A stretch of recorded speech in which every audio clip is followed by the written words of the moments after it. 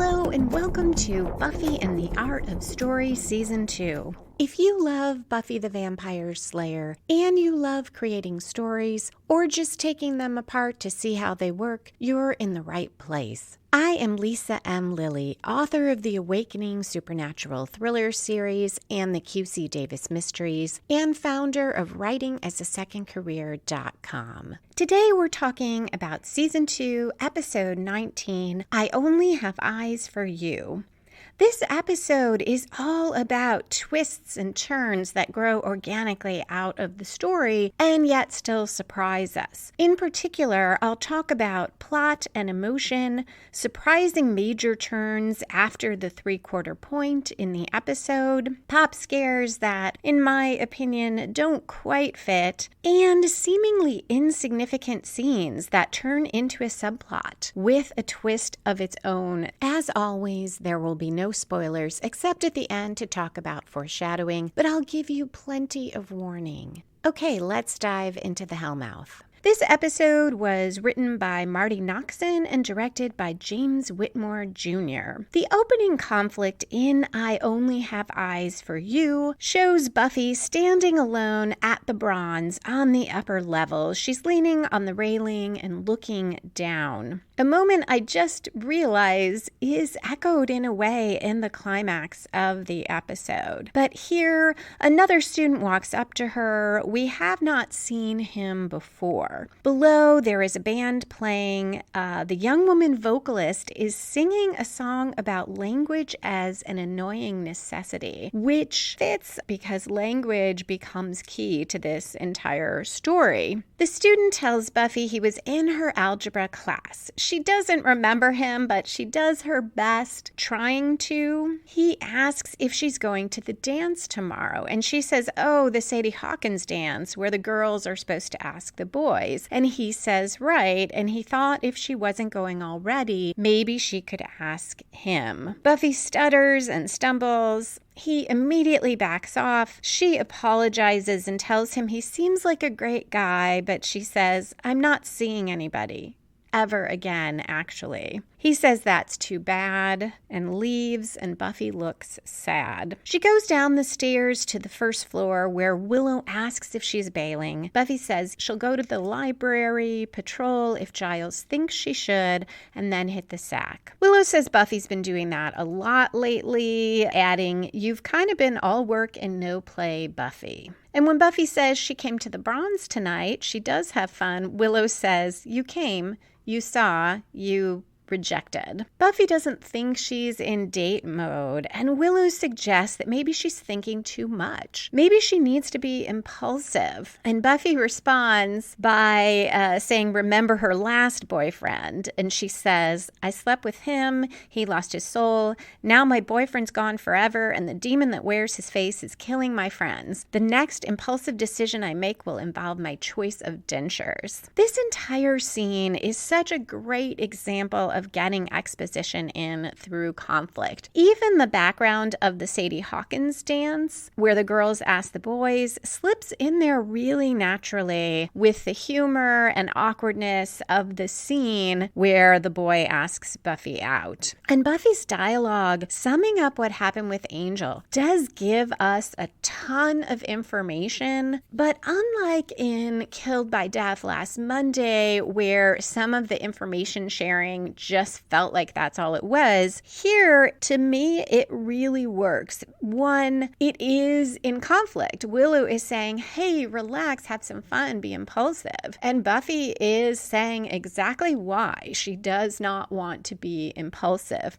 It also has that rhythm and style of the language of the show that most of us fans just enjoy listening to, and it ends with humor. So all of this makes it a fun scene, despite that there is a lot of information there, both preparing us for the episode to come and giving us that quick reminder of what happened earlier in the season and the major conflict, which will be key to this episode as well. We switch to the school. A young couple is fighting, two teenagers. She's breaking up with him. He says, a person doesn't just wake up one morning and stop loving someone. Love is forever. He pulls pulls a gun on her, and we go to credits. This is a great hook, and it could be a story spark in a different episode. That story spark or inciting incident gets our main plot moving. But we will find out that the gun and this particular fight isn't exactly what this story is about. We return, and at 4 minutes, 48 seconds in, the boy says he's not afraid to use the gun, and he says, "Don't walk away from me, bitch." Buffy sees the two of them, runs in and tackles the guy.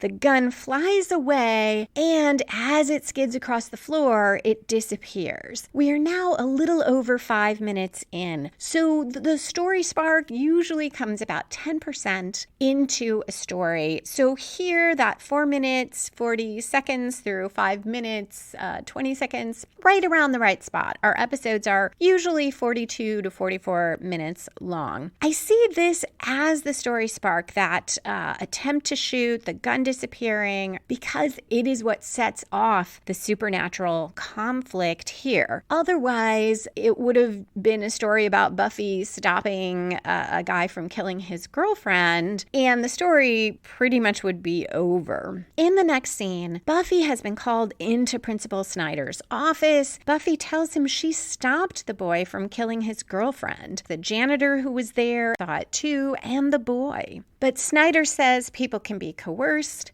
and he is going to look at all the pieces of this puzzle carefully and rationally until he can see how it's all her fault. This is another reference to fault. We already had Buffy expressing her feelings of responsibility and guilt about what Angel has done. Now Snyder is telling her this incident is all her fault. But Snyder gets called away to deal with a vegan boy who has chained himself to the vending machine again, and he tells Buffy to wait for him. He's not done. While she waits, a 1955 Sunnydale High yearbook slides off the shelf. Buffy takes a quick look and replaces it. Willow is teaching Jenny's computer class. She tells a joke toward the end and is very pleased when the students laugh. Giles stops by as that's happening to see how the class is going, and he tells her she looks like she's doing fine. Willow says she had good lesson plans,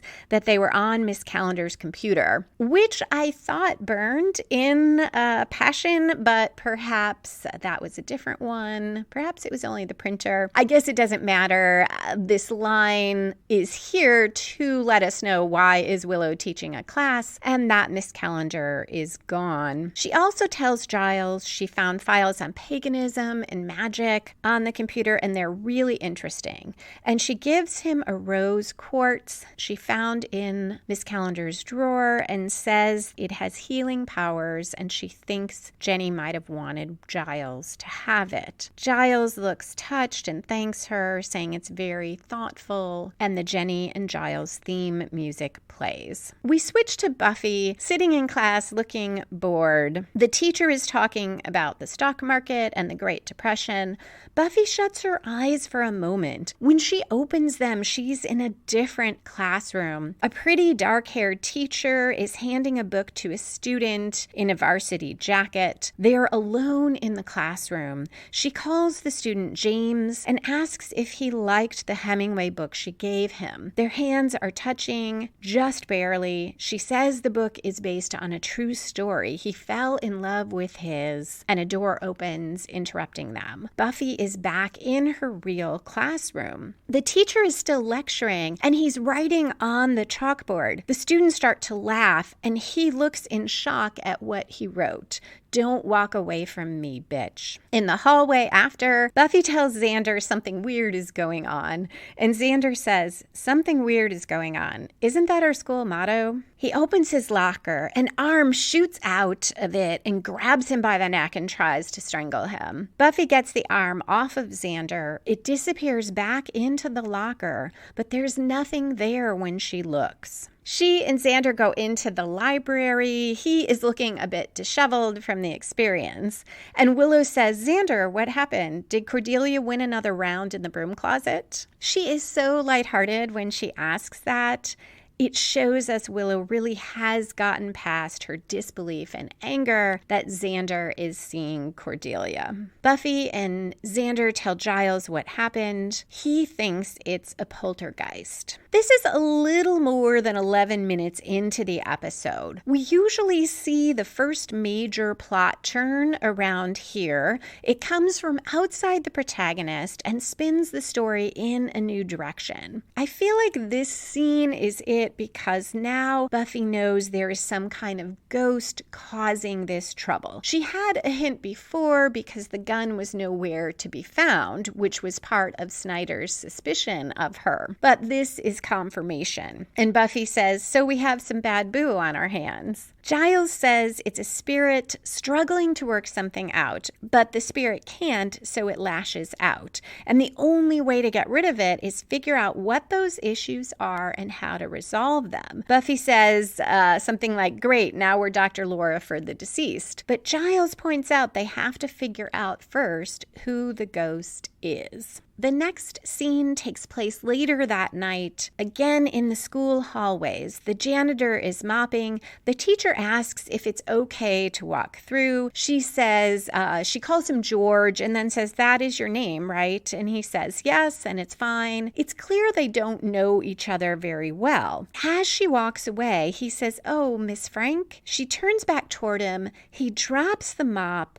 And they both start saying the same lines that the girl and the boy who fought did, including George saying, you can't make me disappear just because you say it's over. She is telling him she just wants him to have a normal life. And when she persists in saying it's over, he tells her, then tell me you don't love me. She says, is that what you need to hear? I don't. And George says, a person doesn't just wake up one day and stop loving someone. Love is forever. A gun appears in his hand and we cut to commercial. So this is the second time we have seen the gun right before the commercial. It is a good hook. The repetition makes me wonder if the writers are doing a little bit of an inside joke, because this makes me think of Chekhov's gun. The idea that if you mention a gun in the first scene, someone needs to use it by the end. So if you set up something so significant, there needs to be a reason it's there. It shouldn't just be a random detail.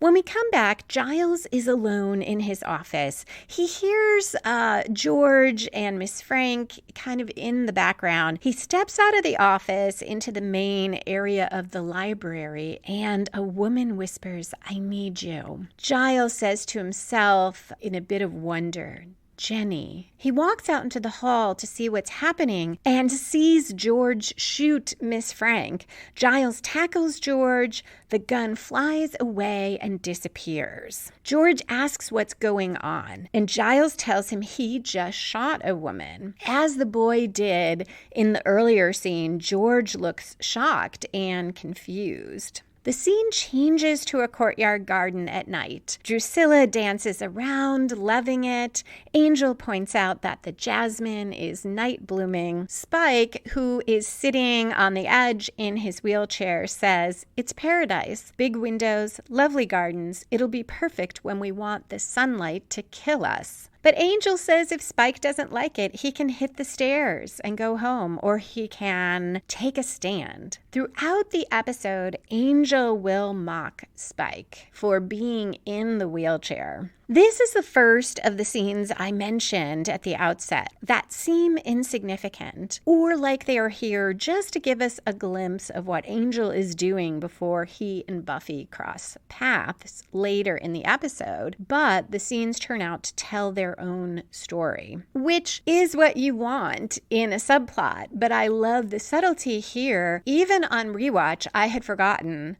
how the episode ended, and I did not necessarily see these scenes as part of an episode subplot. I thought they were showing us the series arc subplot. Spike also says their old place was fine until Angel got it burned down, a reference to the end of Passion where Giles goes after Angel with flaming arrows. Angel says life changes, you have to roll with the punches. but I guess you got that covered. At 16 minutes, 35 seconds in, Giles tells Willow, Buffy, and Xander about the shooting the night before. They agree that it's the same scene that Buffy witnessed, including the gun disappearing. Giles says it's Jenny because she died violently in the school and is trapped there and lashing out.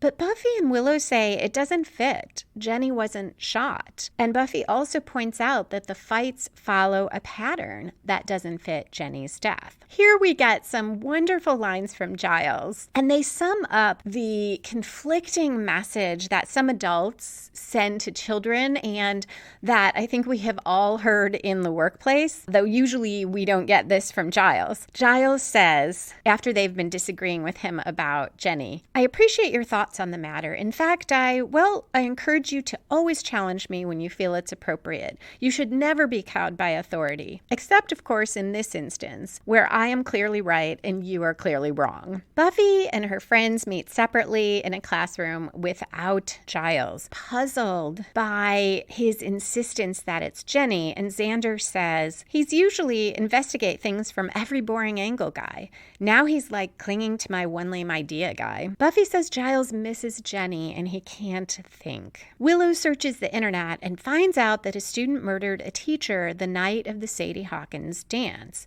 They were having an affair, and after he killed her, he committed suicide by shooting himself. She says it happened in, and Buffy cuts her off and says, 1955. They ask how she knew, and she tells them about the yearbook. Before hearing the names of the two people involved, she finds their photos: Grace Newman, a teacher, and the student James. And Buffy says he couldn't make her love him, so he killed her. The others feel bad for both James and the teacher, but Buffy only feels bad for Miss Newman. She says James murdered her and he should pay. They all agree that probably James, not Miss Newman, is the ghost because the incidents are so violent. Or I should say, is the ghost who is causing the incidents. Willow says she's been browsing Miss Calendar's pagan websites and maybe she can figure out how to communicate with James so they can figure out what he wants. And Buffy says who cares what he wants? They need to shut him down before some other innocent guy kills someone. We're at 19 minutes 42 seconds in,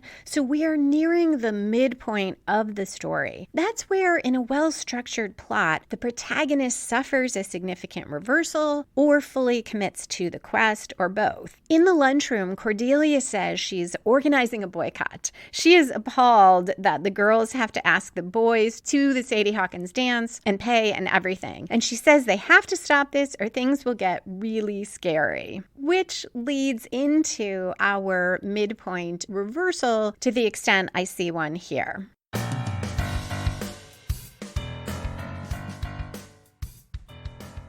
If you find the story structure I talk about in these episodes helpful and would like to apply it to your own story, whether you are writing or revising, you can get free story structure worksheets at the link in the show notes, or you can become a patron of the show for as little as $1 a month, and you'll get a free copy of Super Simple Story Structure, a quick guide to plotting and writing your novel. It is also available on audio. You can buy it on Audible or wherever you buy audiobooks, or you can borrow it at your library if they lend out audiobooks. If you do become a patron, you will also get bonus content. So far, I have recorded a breakdown of Jessica Jones, and I'll be posting the first patron-only question and answer today, and I'm working on a movie breakdown.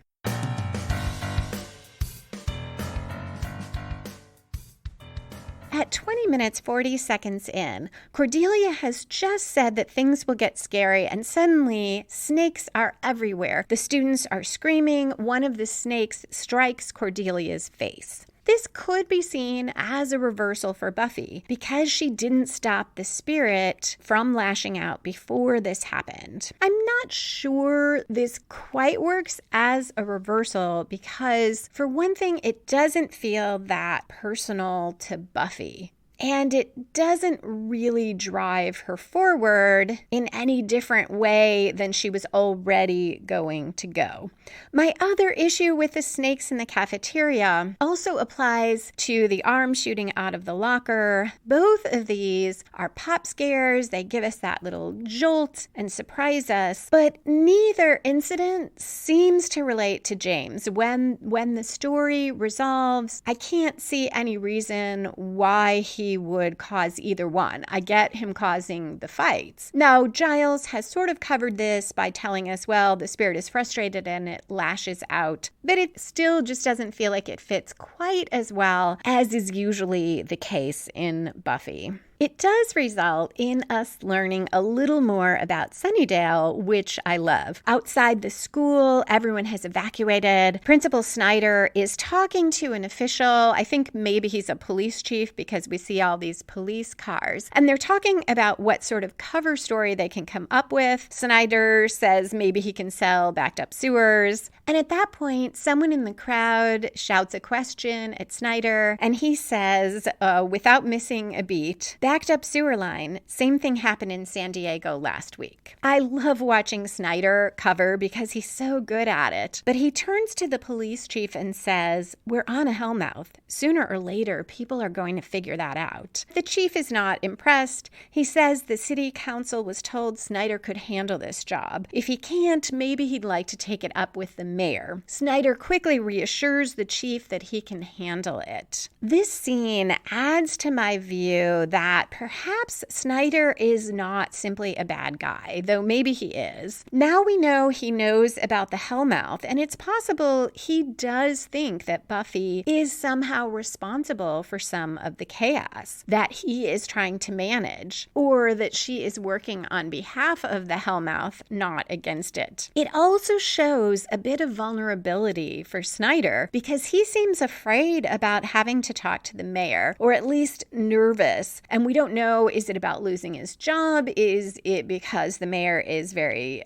forbidding, or both? The vulnerability makes him a little more interesting, and we see that he too is under great pressure here, which makes him at least a tiny bit relatable. Now we're at 21 minutes 42 seconds in. We do get a midpoint commitment. The friends have gathered at Buffy's house. Willow says they should scrap the plan to communicate with James. It won't work. She's been doing research, and the only way is an exorcism. Buffy agrees this is the way to go. I see this as the throwing of caution to the wind because, as Cordelia will make clear, it's a dangerous approach. She says, "Are you crazy? I saw that movie. Even the priest died." The way this plays out is part of why I feel this midpoint is a little bit soft. As a group, yes, they throw caution to the wind, but Willow pushes us there, and Buffy kind of goes along. In a way, it's what she wanted to do anyway. She wants to get rid of James, not try to resolve his issues. Also, we don't see how Willow gets there. And I get it's not Willow's story, so we're not going to see all her steps, but it feels a little like the plot just needs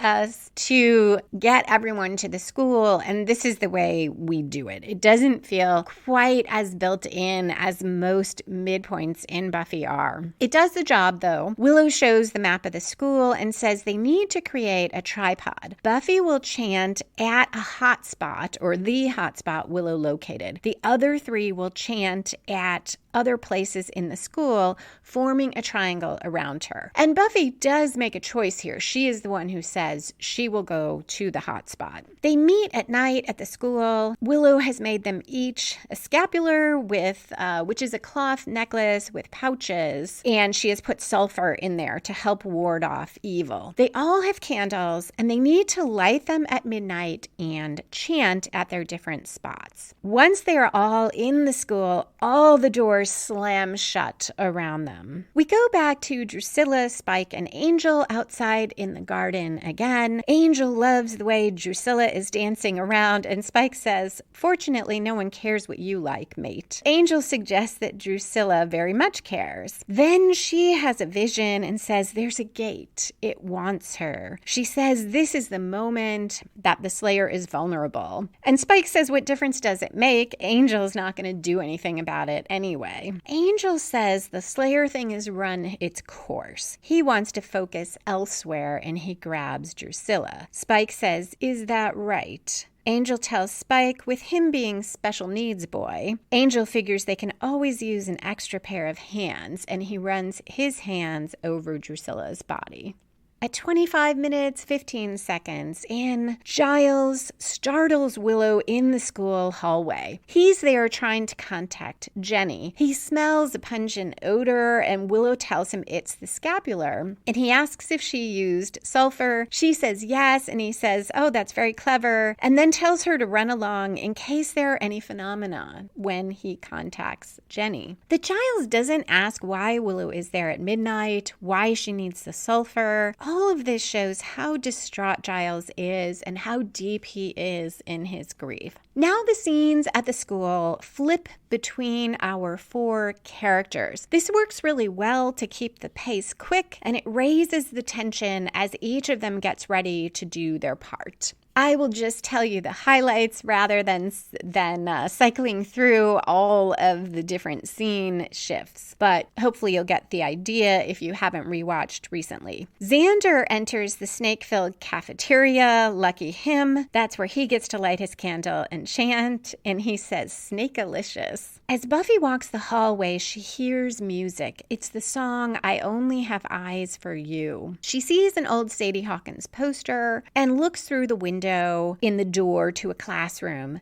Grace and James slow dance inside. The song is playing on an old vinyl record player. The camera zooms in on James's face, which becomes decayed. Cordelia is in the bathroom, which is her spot to chant. She looks at herself in the mirror where the snake bit her. That actually happens in an earlier scene where we see Cordelia quickly. Now, just after we saw James's face, half of her face becomes burned and red, and she screams. Willow is at the top of the stairs where Jenny was killed. So I find that very interesting because I would have thought that would be the hot spot, but it isn't. She is about to light her candle, but a vortex opens at Willow's feet and starts pulling her in. She screams for Giles. He runs out. Willow is almost all the way sucked down into the void, but he pulls her out and they both fall down the stairs. We're about 28 and a half minutes in now.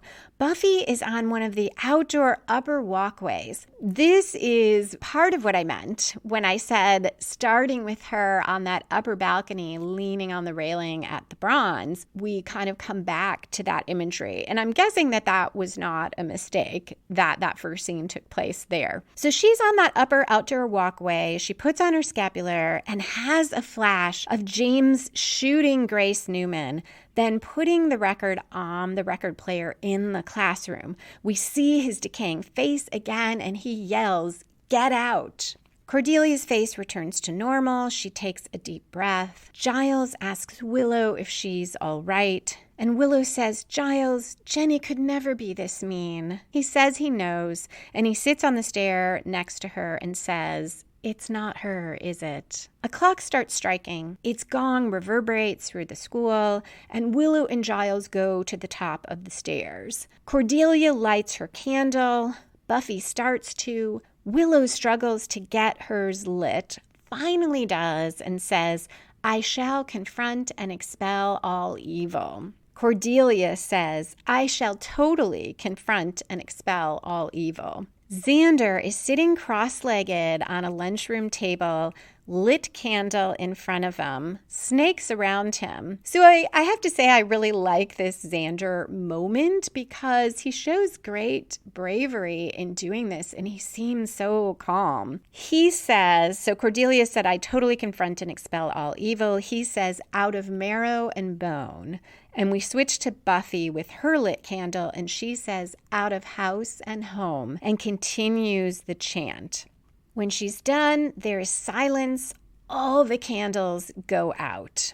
At nearly 30 minutes in, our friends gather in the dim hallway holding their candles, and momentarily we think it will be okay. We're nearing the 3/4 mark in the story. That is where we usually see the last major plot turn, and it comes out of the midpoint and spins the story in yet another new direction. It should truly grow from the protagonist's actions at the midpoint or from the reversal she suffered. So it should not feel like something random just thrown in there to spin the story. Here, the episode is really interesting because there is more than one major turn. Each one does grow out of that midpoint for the most part, or out of what came before it. At 30 minutes in, a buzzing sound starts. Everyone looks around.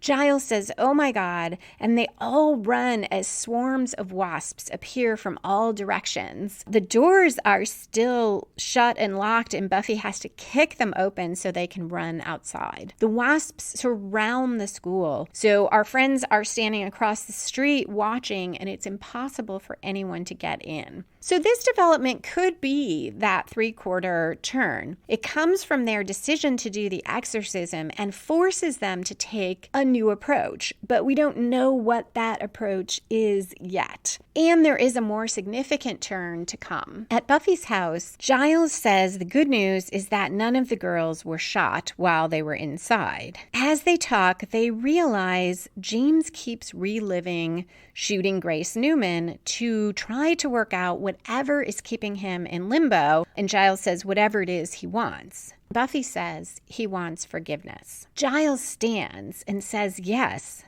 but when James possesses people, the scene always plays out the same way. So Giles says it's a form of purgatory. He's doomed to kill his Miss Newman over and over again, and forgiveness is impossible. Buffy says good, he doesn't deserve it. Giles says, "To forgive is an act of compassion, Buffy. It's not done because people deserve it. It's done because they need it." But Buffy goes into almost a rant. She says, no. James destroyed the one person he loved most in a moment of blind passion. That's not something you forgive, no matter why he did what he did, and no matter if he knows now that it was wrong and selfish and stupid. It's just something he's going to have to live with. And Xander says quietly, "He can't live with it, Buff. He's dead." Buffy leaves the room. She goes into the kitchen. Cordelia says, "Okay, over-identify much?" The next moment also is a major turn, and I think that this really is the 3/4 turn because it spins the story in another new direction, and it is triggered by Buffy's actions. At 33 minutes, 5 seconds in, Buffy finds a 1955 Sadie Hawkins flyer in her pocket. She hears someone whisper, "I need you." She walks to the school, and the swarm of wasps parts to let her in.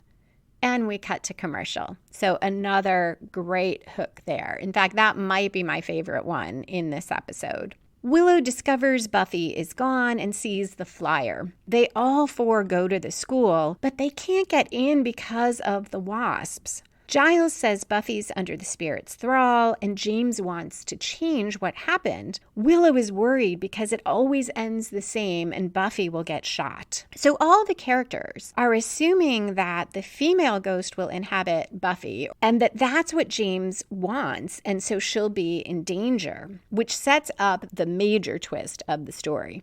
The first time I saw the episode, I think I too probably assumed that Buffy would be Grace and that Buffy was so angry at James because she identified with Grace Newman. Once you know that James will take over Buffy, looking back at her dialogue, especially that last short rant, it does seem more clear why she is so angry at James, because she's angry at herself. But at this point, Giles says Buffy should be safe because there's no man inside for James to possess. And Willow says, in theory.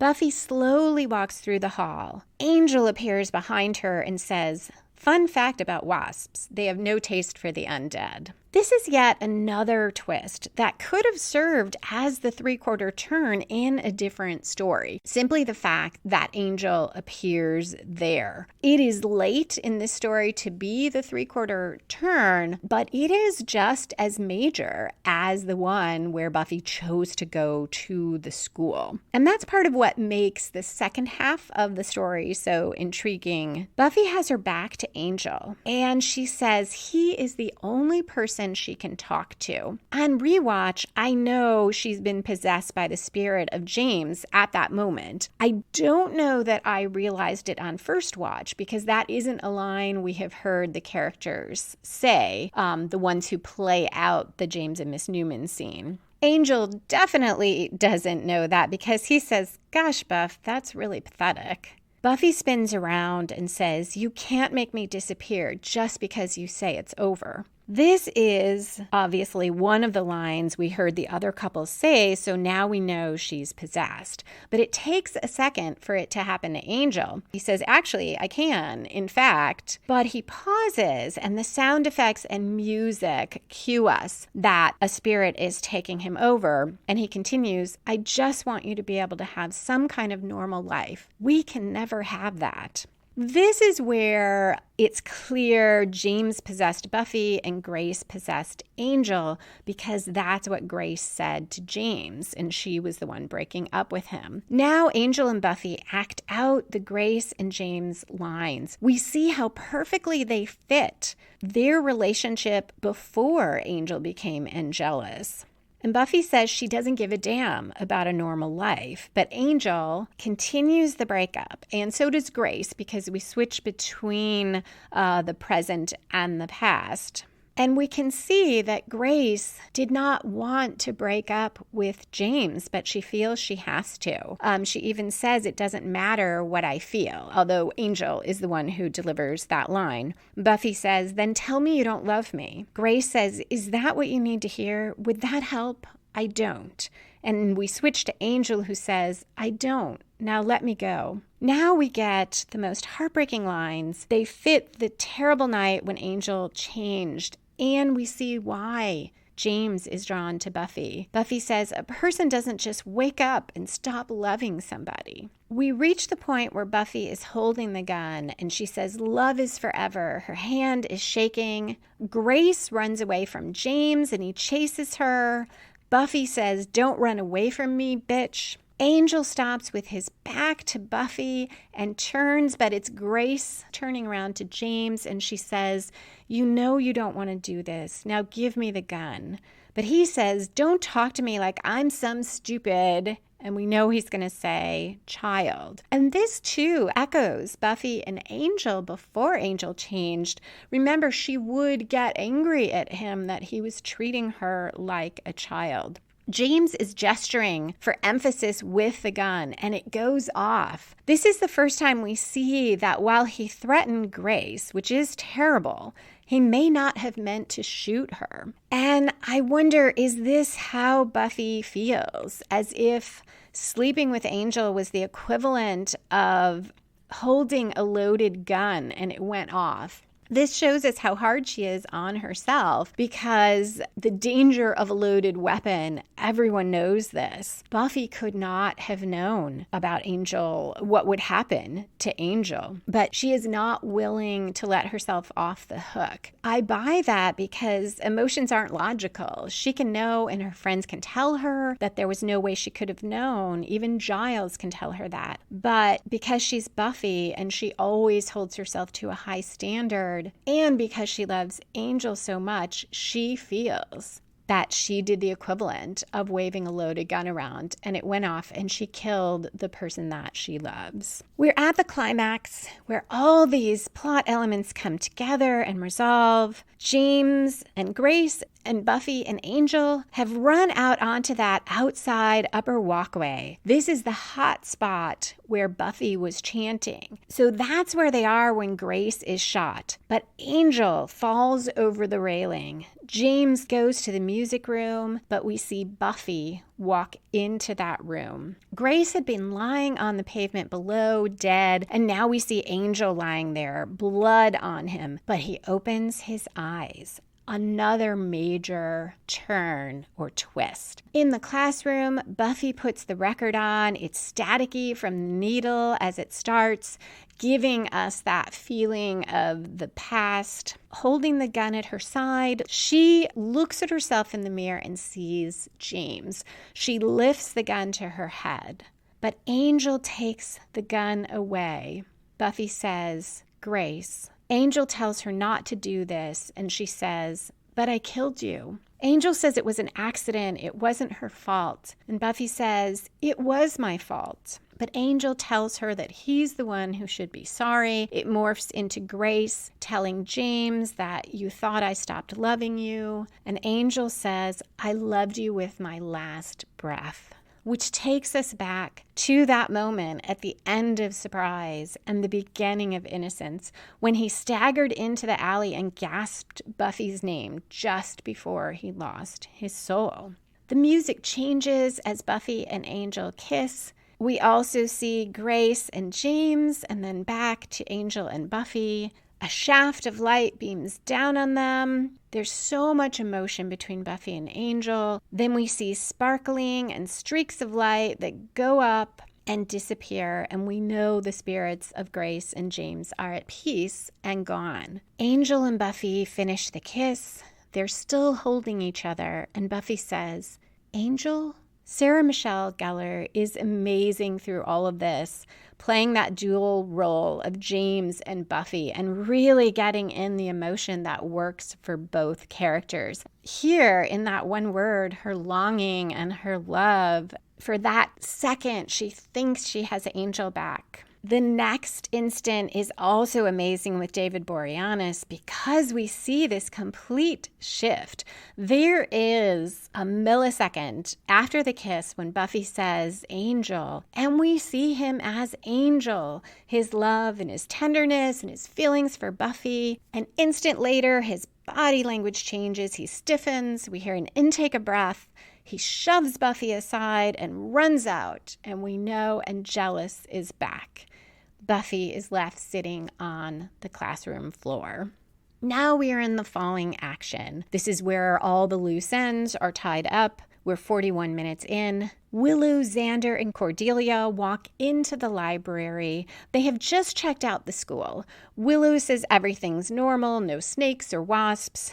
When Cordelia says the school can open tomorrow, Xander says, "Explain to me again how that's a good thing." Giles goes into his office. Buffy sits there alone, looking pensive, and she says, "James picked me. I guess I was the one he could relate to. He was so sad." She goes on to say part of her still doesn't understand why Grace would forgive James. And Giles says, "Does it matter?" Buffy says, "No, I guess not." We switch to the courtyard. Angel, with no shirt on, is washing himself in the fountain, rubbing his hands, his arms over and over. Spike says, "You might want to let up. They say when you've drawn blood, you've exfoliated." Angel tells him he doesn't know anything about it and says, "I'm the one who was violated." Drusilla asks what it was, a demon, and Angel says, "No, it was love." This line confirms what we saw, that for those moments he really was feeling his love for Buffy. He says he needs a really vile kill to wipe this crap out of his system. Drusilla asks Spike if he wants to come, but Angel says no, he's sure Spike would be hell on wheels, but they don't have much time and they need to travel light. As they leave, he tells Spike to try to have fun without them. Spike sighs and then smiles and says, "Oh, I will." The music changes. It's very similar to what we heard when Buffy lifted that rocket launcher onto her shoulder to fire at the judge. It's triumphant and intense. The camera pans to Spike's boots. He places one foot and then the other on the ground, stands and knocks over his wheelchair and says, "Sooner than you think." And the episode ends. So that is the moment I was talking about, which ends our subplot that we didn't really even know was happening. Angel and Spike spar throughout, and it seems like just more of that running end of season subplot between them. It also seems like it's just there to tell us, why does Angel go to the high school? He goes because Drusilla tells him that there is a window there for him to really hurt the Slayer. But it turns out each scene where Angel taunts Spike leads to this moment where Spike has had enough, and we find out that he has been hiding his recovery and his strength all along. This also gives us more sympathy for Spike. He already was an intriguing, layered villain, much more so than the Master, who was fun to switch to and watch, but who we didn't really connect with in any way emotionally. But Spike, even before this happened to him, was vulnerable because he wore his heart on his sleeve. And because we liked him, because he had such a great joy in the undead life in a very different way than Angel does. Angel, as Angelus, likes being evil. He delights in it, but it's different than Spike. Spike just seems to delight in everything about his continued existence. Now, though, in that wheelchair, we saw him so vulnerable, and also because of his deep love for Drusilla and her more, yes, she loves him, but she's clearly just fine with Angel being part of this dynamic too, with him coming on to her. The implication is that they are having sex, and Drusilla is all fine with this. Spike, clearly not. I also love just the difference with these three vampires, all powerful and dangerous in their own ways, but very different characters. Overall, this episode is one that I don't usually look forward to rewatching, and then when I do, I find so much in it that's amazing.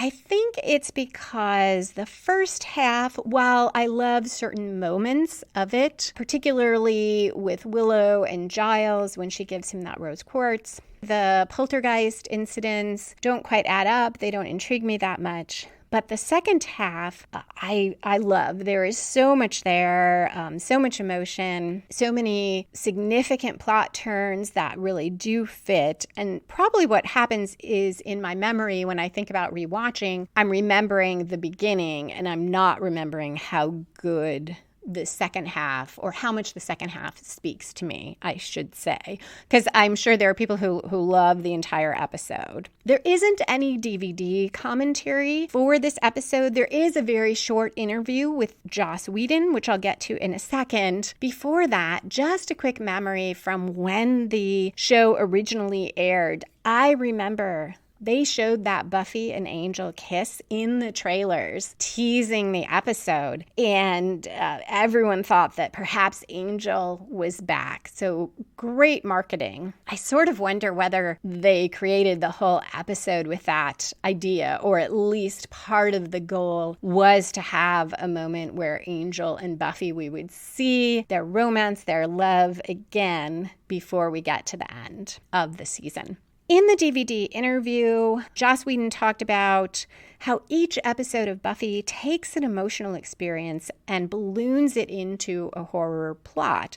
And here it is Buffy who starts out thinking she can't forgive Angel. And everyone else thinks that's what's going on too. And it turns out in reality, she can't forgive herself.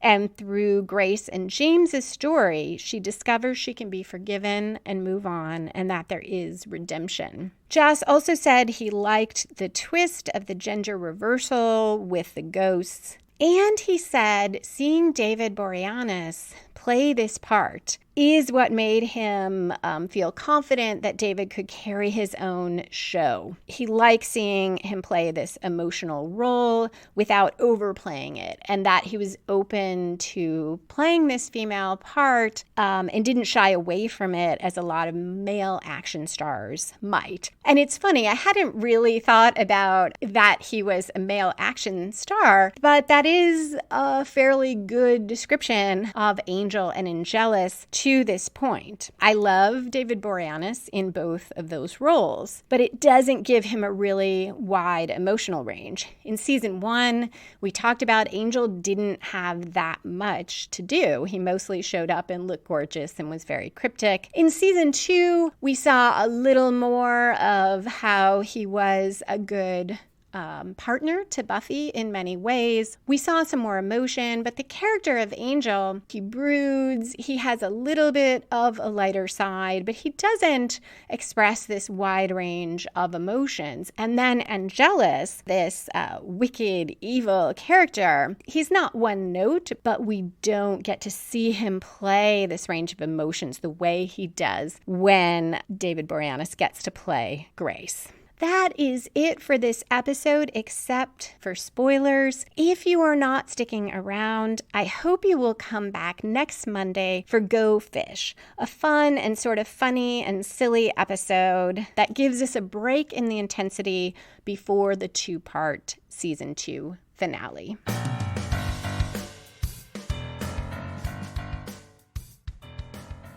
And we are back for spoilers.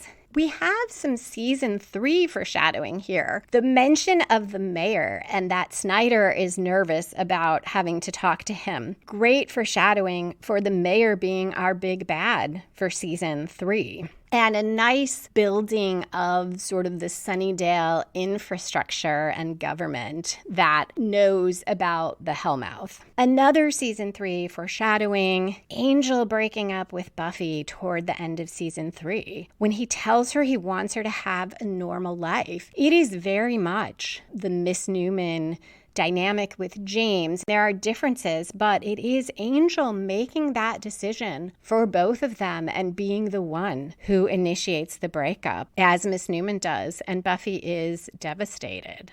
We also have some major foreshadowing for the end of season 2. One aspect is fairly subtle and the other is obvious. Willow twice mentions looking at pagan websites and resources Miss Calendar left. The first is in that scene with Giles in the classroom, and it is sort of a throwaway line. But later, it's more significant because Willow is the one who does the research and says that they need to do an exorcism. So at first I thought, oh, okay, this is how they started weaving in that Willow is starting to learn magic. And it sets us up nicely for when she says that maybe she can do the spell to bring Angel's soul back when they find that disc that has the spell on it. The more I thought about it, though, this also foreshadows Willow's series arc, because notice how quickly Willow goes to, we need to do an exorcism. And yet, what gets rid of James and Grace? It is what Giles says in the beginning,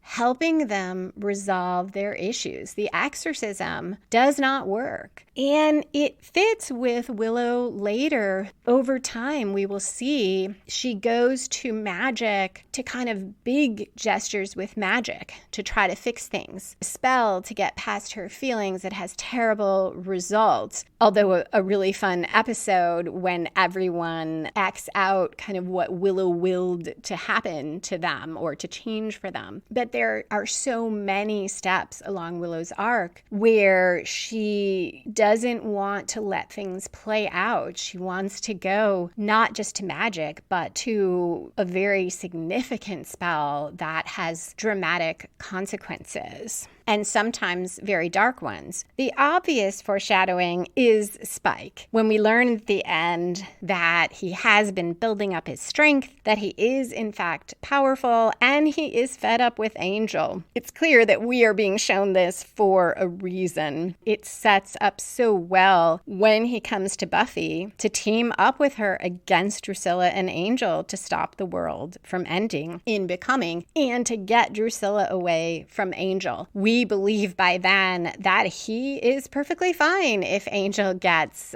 killed and sent to hell. And I had forgotten just how well this was woven in to the earlier episodes. So that is it for this week. Thank you so much for listening, and I hope you will come back next Monday for Go Fish, when Buffy will once again show how bad she is at undercover, and Xander will wear a Speedo.